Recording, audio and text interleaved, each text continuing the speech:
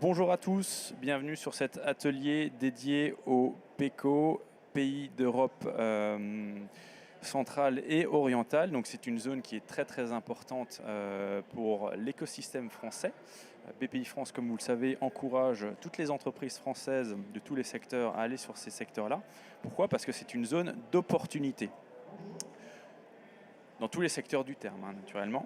Donc nous allons voir comment la transition énergétique peut servir l'entrepreneuriat français et comment en fait la transition énergétique dans les PECO peut être un véritable tremplin, peut être une véritable success story en fait pour les sociétés françaises. Alors aujourd'hui je suis vraiment très très ravi d'accueillir Marlene Berthaud, présidente Bonjour. du réseau Valiance International en Pologne, experte du secteur qui accompagne chaque année des centaines et des centaines d'entrepreneurs sur ces zones-là, et Laurence Detouchet, directrice Business France sur la zone PECO, implantée à Varsovie.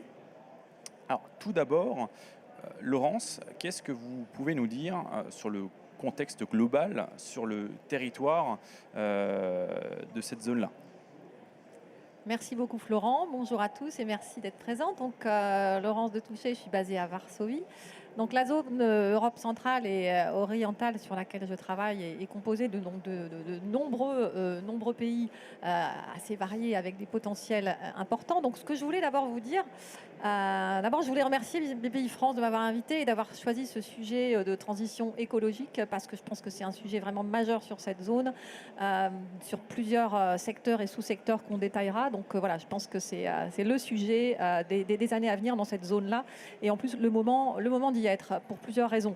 Donc moi, ce que je voulais d'abord vous dire, c'est que pourquoi la transition écologique dans les PECO ? D'abord, parce qu'il y a des ambitions européennes qui sont très importantes et auxquelles les PECO doivent répondre aussi, et qui s'imposent à ces pays d'Union européenne, que ce soit l'économie zéro carbone à 2050 ou la diminution des émissions de gaz à effet de serre de 55% d'ici 2030. Ça, c'est des choses qui doivent s'imposer normalement à ces pays. Donc voilà, il y a les nécessités de faire des choses, d'agir. Ensuite, il y a aussi des besoins parce que de toute façon, les coûts de l'énergie augmentent énormément et ce sont des pays très industrialisés. Le PIB de la République tchèque, c'est 30% représenté par le secteur industriel. Donc voilà, c'est des pays qui vont avoir des secteurs industriels puissants et des consommations d'énergie derrière et des augmentations de coûts très importantes. Donc du coup, il y a une nécessité de bouger aussi sur la transition écologique et énergétique, puisque ça en est quand même une des plus principales composantes.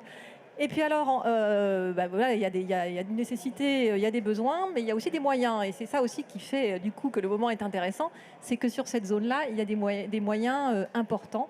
Alors il y a déjà eu des moyens européens pendant pas mal d'années, mais là sur la période qui s'ouvre, 2021-2027, il va y avoir le nouveau cadre financier d'appui avec beaucoup de moyens, et beaucoup de moyens aussi sur les plans de relance de ces différents pays. Donc quelques chiffres que je n'ai pas mis à l'écran pour ne pas vous assommer de chiffres, mais c'est vrai que sur les plans nationaux de relance, la Pologne aura 36 milliards d'euros, dont 14 milliards d'euros consacrés à l'énergie verte, donc voilà, et 7 milliards pour la mobilité verte.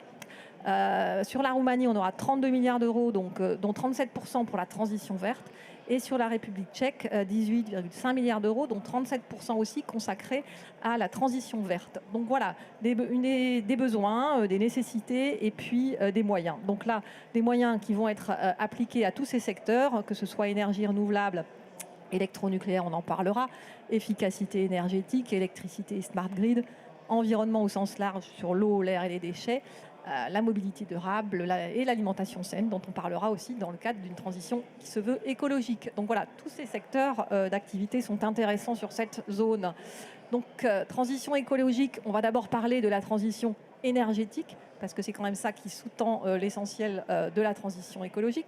Donc là, ce que j'ai voulu faire, c'est vous mettre sur cette slide des projets. Parce qu'en fait, vous dire qu'il y a des opportunités, je ne vais pas vous les lister et lister tous ces secteurs parce qu'elles sont là, et encore une fois parce qu'il y a des financements. Mais il y a aussi des projets derrière.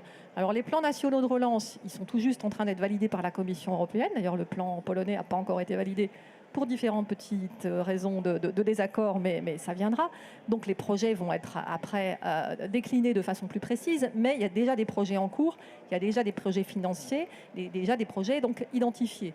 Donc en matière d'énergie renouvelable, effectivement, le principal problème de cette zone et de pays comme la Pologne, comme la République tchèque et dans une moindre mesure aussi la Hongrie ou la Roumanie, c'est le mix énergétique, avec des mix énergétiques plombant, si on peut dire, avec près de 70% de l'électricité produite en Pologne d'origine du charbon. Donc, ils sont passés cette année un petit peu en dessous des 70%, c'était la grande fierté, à 68, et quelques ou 69, et quelques %.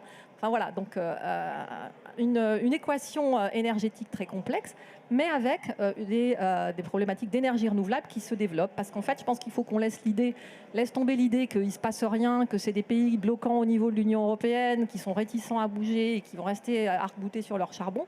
C'est pas vrai. Il y a une réalité économique qui fait qu'effectivement, ils sont un peu plus arc-boutés sur leur charbon que d'autres parce que ça va leur coûter cher, parce qu'ils ont un énorme trajet à parcourir. Mais maintenant, ça n'est plus tabou de parler de la sortie du charbon en Pologne. Quand je suis arrivée, moi, il y a 2 ans, j'avais déjà fait un premier séjour il y a 10-12 ans. Et je suis arrivée il y a 2 ans, mais c'était encore tabou de parler de la sortie du charbon. Bon, maintenant, il y a une date, c'est 2049. Certes, la Commission européenne voudrait que ça soit plus tôt, mais en tous les cas, elle est annoncée et on peut en parler dans les médias polonais sans que ça soit un tollé. Donc c'est des changements profonds, des changements lourds, mais parce que ces secteurs bougent, la société bouge, et donc les énergies renouvelables se développent puissamment. Le photovoltaïque, c'est pas forcément intuitif quand on pense au PECO, où on n'imagine pas des pays ensoleillés, mais si, il y a quand même du soleil. Il y a du soleil aussi en Roumanie et il y en a aussi quand même aussi en Pologne. Et donc le photovoltaïque se développe, même s'il représente encore moins de 2% dans le mix énergétique. Mais voilà, il y a des projets aussi au niveau plus individuel, au niveau des prosommateurs aussi. Donc c'est des choses qui sont quand même très importantes et des tendances lourdes dans la société. Donc il y a des projets aussi en Roumanie où effectivement il y a beaucoup de plans de reconversion de grands complexes, que ce soit de grands complexes de grande distribution, grands complexes industriels, qui s'équipent donc de panneaux en photovoltaïque en rooftop. Donc voilà, le photovoltaïque, c'est quelque chose qui n'est pas incompatible avec les pays d'Europe centrale et orientale, loin s'en faut. L'éolien aussi, alors bon là c'est peut-être plus intuitif aussi, il y a du vent, il y a des grandes plaines qui sont parfois battues par les vents. Donc de l'éolien terrestre qui se développe aussi beaucoup. Donc il y a des gros projets, comme vous le voyez, en Pologne, au nord de la Pologne, mais des projets aussi en République tchèque et en Roumanie. Des projets en Pologne qui vont encore certainement augmenter parce qu'il doit y avoir un changement législatif qui doit intervenir là à l'automne, parce qu'il y avait une législation assez restrictive sur l'installation de centrales éoliennes à une distance à respecter de 10 fois la hauteur de la centrale pour qu'il n'y ait pas de bâtiment à côté, etc. Ça va être changé normalement si tout se passe bien cet automne. Donc voilà, ça va ouvrir la porte à beaucoup plus d'installations d'éoliennes, donc des perspectives intéressantes, des perspectives dans la biomasse et le biogaz qui représentent entre 2 et 6% aujourd'hui des mix énergétiques qui sont encore assez parfois confidentiels, mais des projets, en particulier en République tchèque, des projets de transformation de centrales thermiques, donc pour les déchets et biogaz. Bon, je ne peux pas tout citer, donc je vais peut-être passer à un autre sujet, parce que le mix énergétique et le gros sujet de la zone aujourd'hui, c'est le nucléaire, bien sûr. Le mix énergétique, si on veut le faire basculer assez rapidement et sortir du charbon, il y a une équation qui est difficilement solvable sans autre chose que de l'énergie renouvelable dans un futur à court moyen terme. Donc le nucléaire, c'est un sujet qui n'est pas tabou non plus dans tous ces pays-là, que ce soit la Hongrie et la République tchèque ont déjà du nucléaire de toute façon, et la Roumanie également dans leur mix énergétique. Et il y a des projets pour les renforcer. Donc sur la Hongrie, avec la construction de 2 nouveaux réacteurs dans le cadre d'un projet PAX2, qui est vu avec Rosatom, mais où il y a aussi des possibilités de fournisseurs et de suppliers pour ce projet. La construction de nouveaux réacteurs pour les centrales de Dukovany et Temelín aussi en République tchèque, Dukovany étant la priorité à ce stade.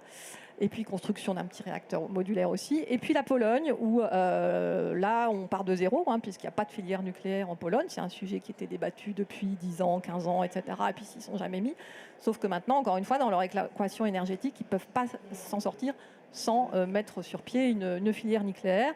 Donc un méga projet de 33 milliards d'euros pour 6 réacteurs. Et ils sont en train, en 2022, normalement, de choisir le partenaire stratégique avec des offres côté américain, Westinghouse et EPR français par EDF. Voilà, avec un projet qu'ils souhaitent mettre en œuvre dès 2033, ce qui paraît à personne réaliste, mais qui, en tous les cas, devrait bel et bien émerger maintenant. Donc il se passe beaucoup de choses. Il se passe beaucoup de choses dans les smart grids, parce que là aussi, on ne parle pas que de mix énergétique pur et dur, mais aussi il y a ce souci de mieux gérer l'énergie et d'automatiser les réseaux de distribution. Hein. Donc beaucoup de projets en Roumanie sur les compteurs intelligents aussi, en République tchèque comme en Pologne. Et enfin, l'efficacité énergétique des bâtiments, qui est la source aussi donc, dans cette transition énergétique. Avec beaucoup de fonds, 4 milliards d'euros de fonds l'Union européenne là-dessus en Pologne, dans le plan national de relance. Donc, comme je vous le disais, voilà, beaucoup de fonds et beaucoup de projets. Voilà, donc on ne peut pas faire le tour de façon exhaustive, mais en tous les cas, c'est un sujet majeur. L'environnement maintenant dans cette transition écologique est également très important. Donc là, je vous ai mis une petite carte qui est très intéressante, qui est une carte de l'Agence européenne de l'environnement. Donc là, vous voyez tous les points rouges et les points oranges à l'est. Eh bien, c'est la Pologne, la République tchèque, la Slovaquie et la Hongrie. Voilà, les points noirs, il n'y a pas de données, donc ça ne compte pas. Mais donc voilà, ça c'est la qualité de l'air. C'est la qualité de l'air dans les pays dont nous parlons aujourd'hui, et avec une préoccupation donc très importante pour cette qualité de l'air, parce que les sociétés civiles, là aussi, sont comme ailleurs et réagissent et ont leurs applications pour contrôler la qualité de l'air aujourd'hui, pour savoir si elles peuvent sortir, pas sortir, etc. Et une grande demande donc sur la qualité de l'air qu'on respire et pour la santé. Donc là aussi, une obligation de bouger de la part des autorités, qu'elles soient nationales ou qu'elles soient locales. Donc voilà, des solutions de mesure voilà, sont très importantes, des solutions de purification. Là aussi, il y a beaucoup de choses à faire. Que ce soit voilà, en Pologne, que ce soit en Roumanie, République tchèque, Slovaquie, Hongrie. Voilà. Sur l'eau aussi, des grands projets d'assainissement de l'eau, des projets d'investissement, parce que aussi moderne la Pologne soit-elle et aussi innovante soit-elle, il y a toujours des soucis sur l'assainissement de l'eau et la qualité de l'eau, même dans des grandes villes. Donc il y a des projets à Wrocław, Bydgoszcz, Łódź. Donc vous voyez, ce ne sont pas des petites villes. Des projets aussi pour les ménages sur le contrôle de la qualité de l'eau des ménages. Donc au niveau local aussi, on a des mairies, des municipalités qui sont très vigilantes. Et puis la Roumanie aussi est un exemple parce qu'elle a été mise en demeure par la Commission européenne justement pour la qualité de son eau. Et donc il y a des projets pour agrandir les réseaux de distribution et améliorer avec des stations d'épuration. Et puis évidemment les déchets aussi, où là aussi, projet d'incinérateur en cours en Pologne, il n'y en a que 9 et donc trop peu de déchets recyclés, collectés, triés et incinérés. En Roumanie aussi, donc voilà, beaucoup de projets sur toutes ces problématiques qui sont liées à la qualité de vie et sur laquelle j'insiste vraiment là-dessus. Les sociétés des pays d'Europe centrale orientale ont beaucoup évolué et ne sont plus d'accord pour accepter effectivement d'avoir un environnement pollué, que ce soit l'air, les déchets ou l'eau. Donc ça, je pense que c'est très important à souligner. La mobilité, parce qu'évidemment, tout ça, la qualité de l'air va être sous-tendue aussi par la mobilité et par la ville durable. Donc l'électromobilité, il y a aussi beaucoup de besoins, beaucoup d'intérêt des municipalités de toute cette zone-là, de l'intérêt pour de la mobilité électrique, que ce soit individuelle ou aussi pour les transports collectifs, de la mobilité à hydrogène aussi, donc des programmes pour de l'achat de véhicules électriques avec subvention, des transports publics électriques, des programmes de transport public, donc beaucoup de communes, et donc un sujet très très porteur. La ville durable dans son ensemble, donc c'est un concept qui se développe, il y a beaucoup d'initiatives autour de ça. Et je voulais juste vous mentionner donc voilà, qu'il y aura lors du Forum mondial urbain qui va se tenir à Katowice en juin 2022, donc un gros coup de projecteur sur la Pologne, puisque ça va se passer à Katowice, lieu effectivement assez emblématique de l'industrie polonaise et de la qualité. Et donc voilà, je trouve ça assez intéressant de faire un forum ville durable justement dans une région et une zone où il y a ce besoin. On accompagnera des entreprises à cette occasion-là. Et puis la mission France Ville Durable aussi se rend à Varsovie là, en décembre, la semaine prochaine. Donc un intérêt et des focus vraiment sur ce sujet très important. Et puis, si on parle de ville durable, on parle de Smart City. Donc là aussi, il y a beaucoup de recherche de solutions intelligentes de toutes les grandes villes de cette zone-là.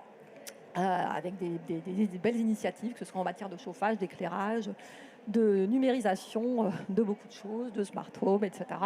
et de transformation numérique. Donc voilà. Alors on a beaucoup d'entreprises françaises sur toutes les thématiques qu'on a évoquées qui sont déjà présentes, des grandes que j'ai citées là, ou des moins grandes.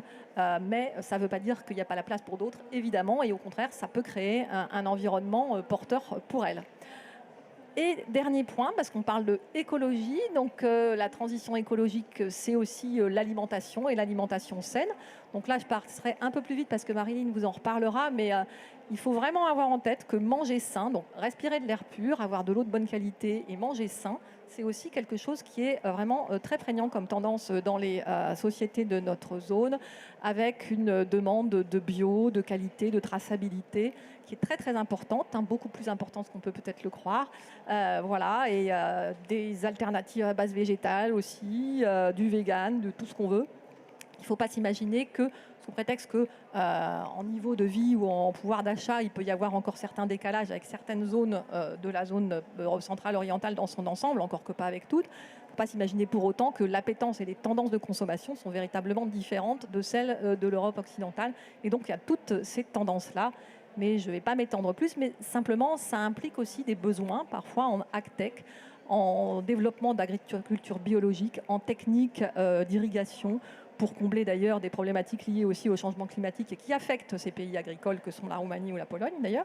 Donc voilà, donc tout est lié aussi avec des besoins dans ce domaine-là. Donc voilà, j'ai beaucoup parlé. La part des marques françaises aussi est importante dans ce... juste pour signaler donc, dans le manger sain, etc.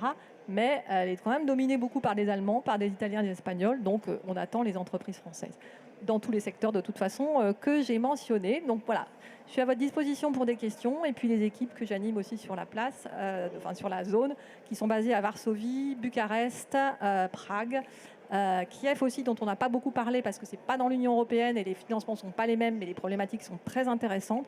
Il y a aussi un accord d'association avec l'Union européenne et de toute façon des financements aussi, FMI, BEI, etc.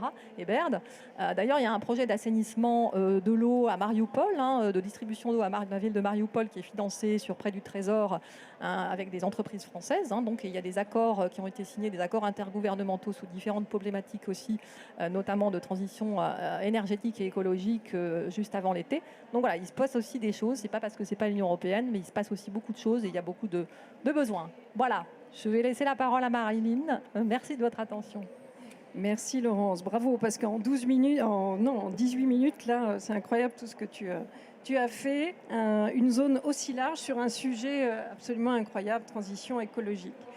Alors, comme le disait Florence, je m'appelle Marilyn Bertosowczyk, française installée en Pologne depuis près de 30 ans maintenant. Dans le cadre du cabinet Valiance International, nous accompagnons des entreprises, tout secteur d'activité, à aller exporter, s'implanter ou sourcer sur la Pologne et Europe centrale.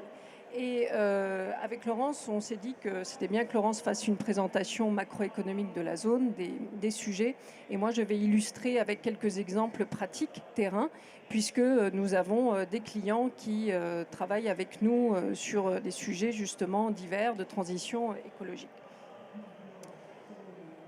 Alors, j'ai choisi comme sujet, en accord avec notre client, de vous présenter Metron. Comment nous agissons avec cette société-là, qui est une société parisienne, PME, qui a créé et conçu il y a quelques années de cela une plateforme d'intelligence énergétique. En fait, c'est une plateforme qui permet à des industriels, donc on parle bien là d'industrie, de pouvoir optimiser leur consommation d'énergie de façon très intelligente et à 360 degrés parce qu'avec des données très très complètes sur leur énergie. Ce n'est pas seulement la consommation d'électricité ou de pompe, ça peut vraiment être toutes les données qui rentrent dans une usine.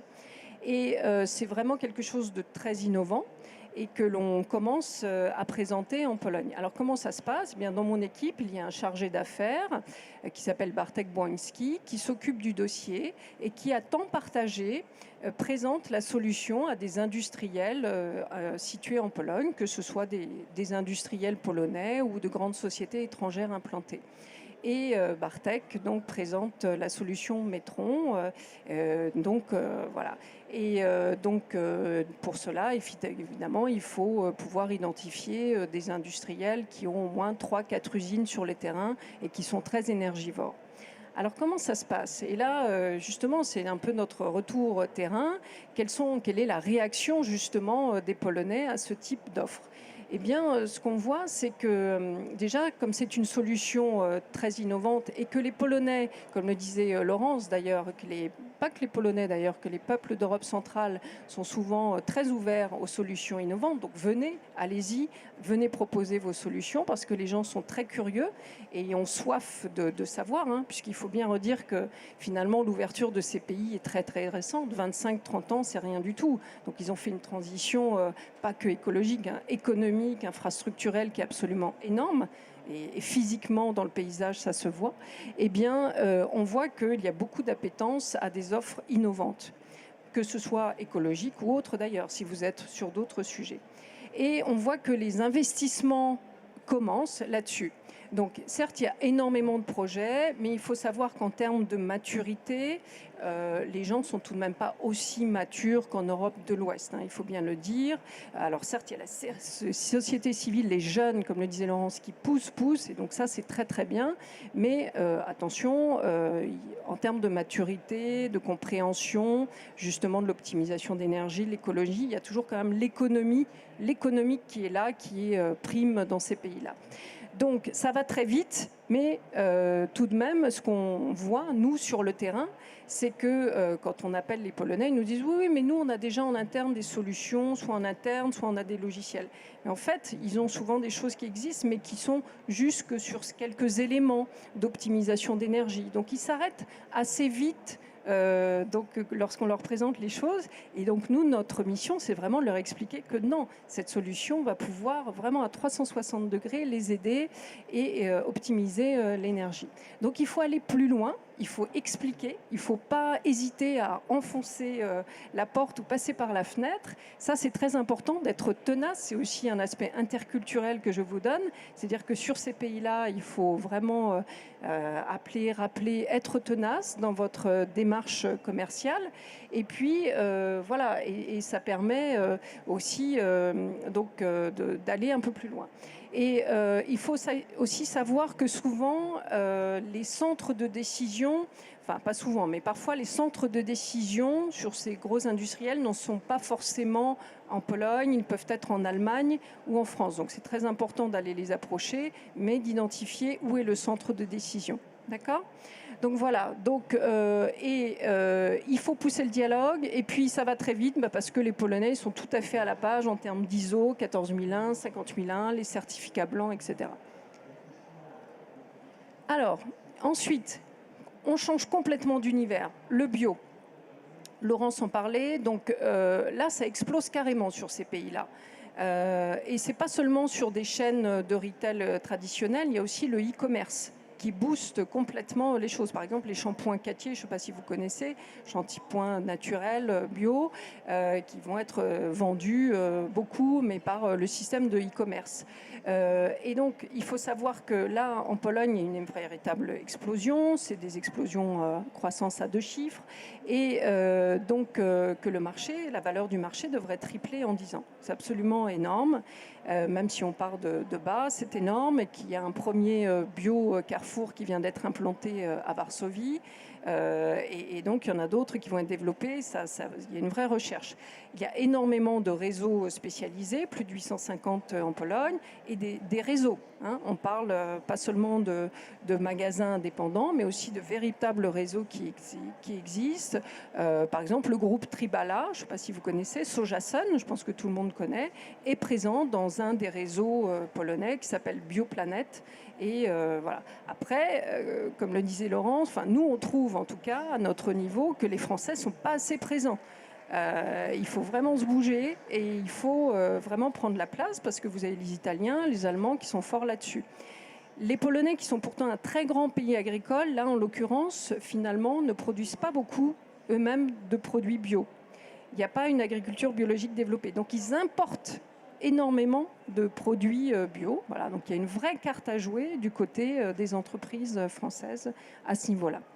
Voilà, donc j'en ai terminé sur les exemples et je pense que c'est bien qu'on laisse peut-être quelques temps pour les questions. Oui, alors effectivement, déjà merci à vous deux pour cette présentation très très précise. Comme vous l'avez vu, hein, l'Europe centrale est un territoire d'opportunité. Alors merci d'avoir parlé du bio, d'autant plus à une horaire de déjeuner. Et puis moi, si j'ai retenu un message, c'est qu'effectivement, il faut que les entrepreneurs français changent d'air et aillent changer l'air en Pologne, si je file un peu la métaphore. Alors peut-être la première question. Quel serait le premier conseil que vous donneriez à une société française qui souhaite s'installer par chez vous, en Pologne ou ailleurs? Tu veux répondre? Alors, le premier conseil, moi, évidemment, c'est de se faire accompagner, mais si vous faites, pour le moins, c'est de quand même regarder à minima, analyser le marché. Pourquoi? Parce que notamment la Pologne, qui est le plus grand pays de la zone, hein, bien sûr, est un marché où il y a énormément de concurrence. Soit de la concurrence locale en elle-même, hein, des Polonais eux-mêmes qui fabriquent. Il faut savoir que dans le poids du PIB, l'industrie, c'est plus de 60%. Donc ce sont des pays très industrialisés. Il y a également de l'agriculture, de l'agroalimentaire, il y a de l'équipement. Enfin, vous avez vraiment tout. Et il y a beaucoup de concurrence. Donc un des premiers conseils, c'est quand même de regarder quelle est la concurrence en place et évidemment, à minima, analyser le marché, les canaux de distribution, etc.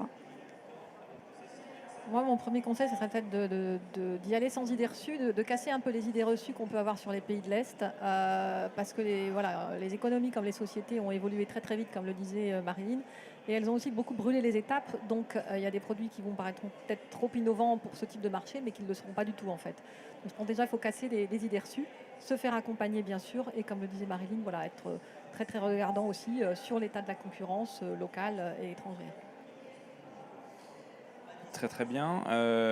Donc vous avez évoqué aussi les différents plans de relance qui sont en cours en fait, notamment en Pologne. Est-ce que les sociétés françaises peuvent très concrètement en fait aller s'y implanter et essayer d'en bénéficier? Alors les plans de relance, c'est des plans de relance nationaux, hein, sur financement de l'Union européenne, soit par prêt, soit par subvention. Ces plans de relance, ils sont affectés à des projets qui après vont être développés par certaines entités, que ce soit des entités nationales, ça peut être aussi des fonds qui vont être attribués à des régions ou à des municipalités. Donc en fait, ces plans de relance donnent une indication sur les projets qui vont pouvoir être mis en œuvre et sur le fait qu'il va y avoir des financements pour réaliser ces politiques de transition écologique ou énergétique. Mais après, effectivement, il va falloir identifier les projets. Donc là, on est en amont, puisque, comme je le disais, les plans de relance viennent d'être validés. Celui de la République tchèque a été validé, je pense, tout début septembre. Celui de la Pologne est encore en attente, il est parmi les derniers. Donc effectivement, les projets sont déjà... les projets ne sont pas forcément identifiés. En tous les cas, les grandes catégories sont identifiées. Et derrière, des projets vont découler. Donc on est vraiment en amont. Et donc du coup, le lien n'est pas direct. Hein. Mais en fait, ça indique des grandes tranches de financement sur des thématiques.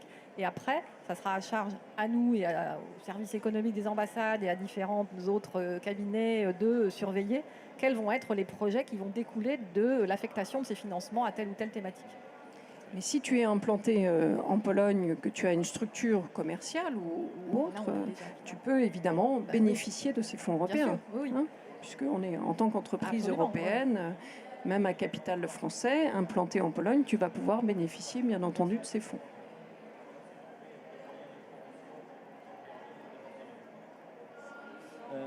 Une question, en fait, c'est... Qu'est-ce qu'ils pensent de nous, les Français? Alors, c'est une grande zone. Ouais, les Polonais, ils nous aiment bien, ils nous aiment pas, ils préfèrent les Allemands. Comment ils nous perçoivent quand on débarque là-bas? Alors, ils nous aiment bien. Ils nous aiment bien.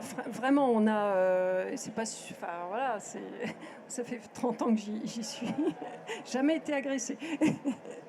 Même après une bonne vodka. Donc, ils nous aiment bien. Et d'ailleurs, quand on fait des rankings, alors les Polonais dans le top 3, on a les Américains, les Italiens, les Français. Voilà. Mais c'est vrai que les Allemands sont très très présents sur la zone. Un peu peut-être moins, un peu plus mélangé avec d'autres investisseurs sur la Pologne, mais c'est vrai qu'ils sont très présents en Tchéquie, Hongrie, Slovaquie, les Italiens plus en Roumanie, mais sur la Pologne, oui, on a vraiment une très bonne image de marque. Après, moi, ce que je remarque, c'est que les Français sont quand même perçus comme des gens peut-être un peu trop hésitants. Dans le business, et qu'on aurait avec les Polonais, il faut quand même avoir un échange qui est quand même assez direct, voilà, rentrer dans le dur assez rapidement et puis avancer, parce que comme vous l'avez vu, ils avancent très très vite. Oui, moi je pense qu'il y a vraiment une tradition d'amitié franco-polonaise qui est assez ancienne, hein. Moi, pour avoir vécu dans d'autres pays, en Autriche par exemple, ou dans d'autres pays beaucoup moins francophiles, je l'ai senti tout de suite en étant en Pologne pour de longues périodes. Après, voilà, cette affection, on va dire, elle ne va pas forcément trouver à s'exprimer dans le business, hein. Donc, il ne faut pas non plus, pas non plus construire là-dessus. Voilà, l'image dans le business va être différente. Et effectivement, il va y avoir cette idée que les Français ne s'intéressent pas suffisamment à cette zone, et donc une forme un petit peu de désamour, ça peut être un petit peu trop fort, mais voilà, d'amertume par rapport au fait que les entreprises françaises qui sont venues massivement dans les années 90 et au début des années 2000 n'ont pas poursuivi, et aujourd'hui ont laissé le floor aux Allemands, aux Italiens, etc. Et du coup, voilà, une forme de désintérêt de leur part. Donc voilà, un petit peu de déception, je pense, voilà, de la part des populations de cette zone. Tout à fait. Bonjour. J'ai entendu tout à l'heure à plusieurs reprises, oui, c'est important de se faire accompagner. Qu'est-ce que vous entendez par se faire accompagner ? Moi, je dirige une entreprise qui déshydrate les déchets alimentaires, et en fait, je souhaite m'implanter un peu partout en Europe. Et donc, je cherche à avoir des distributeurs localement. Est-ce que c'est la bonne démarche ? Tout à fait. Notre métier, à toutes les deux, c'est justement de pouvoir déjà bien comprendre qui vous êtes, ce que vous êtes, vos besoins, vous conseiller déjà en amont, vous orienter par rapport à ce que vous imaginez sur notre zone qu'on connaît bien, et vous aider à trouver les bons distributeurs. Et vraiment de façon exhaustive, approfondie, vous aider à identifier les bons distributeurs et les approcher commercialement en prospectant, en vous représentant, et obtenir des rendez-vous, et puis vous accompagner encore par la suite si besoin, et tout ça en vous conseillant.